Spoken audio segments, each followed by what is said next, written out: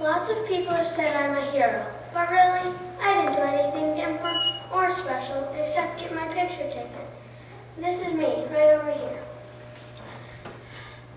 The truth is that every man who landed on that awful Iwo Jima was a hero. Most of them did more than me. Most of them sacrificed more than me. They're the real heroes I want you to remember. My name is Ira Hayes. I was born less than 40 miles from here in Sacaton, Arizona, January 12, 1923. Not only was I a native Arizonan, but also a Gila River Pima Indian. My father was a farmer, and that's what I used to do. But in 1941, the Japanese attacked our country. My people have always fought for this country, so I joined the Marines. I was one of the first paratroopers the Marines ever made, called Paramarines. But then they decided they didn't need Marines jumping out of airplanes, so they transferred all of us to the infantry. America had a long fight ahead of it, and it had a long way to go to reach Japan. We had to seize a bunch of little islands to cross the ocean. The Japs knew we were coming, and they weren't going to make it easy. But we're Marines, and that's what we do. The first place I got in the fight was a little island called Bougainville. You ever heard of it? Well, I hadn't, and if I never do again, it'll be too soon. It was a tough, dirty fight, and many brave men died beating the Japanese. But in the end, we won.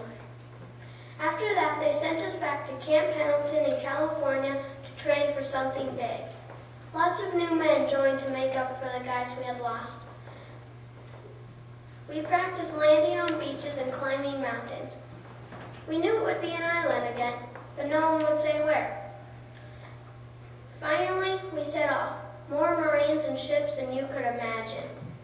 We stopped at Hawaii and then set off again. At last, they told us we were going to Iwo Jima, as if we had any idea where that was. I was in the first wave to hit the beach. At first, it was quiet. We wondered if we had landed on the wrong island. But then, the whole world seemed to explode, and nothing was ever easy again. We fought for days. My company and many others were tasked with taking the mountain on one end of the island, Mount Suribachi.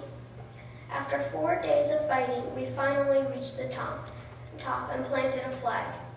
It was small, so the officer said to get a bigger pipe and a bigger flag and put it up where more men could see it.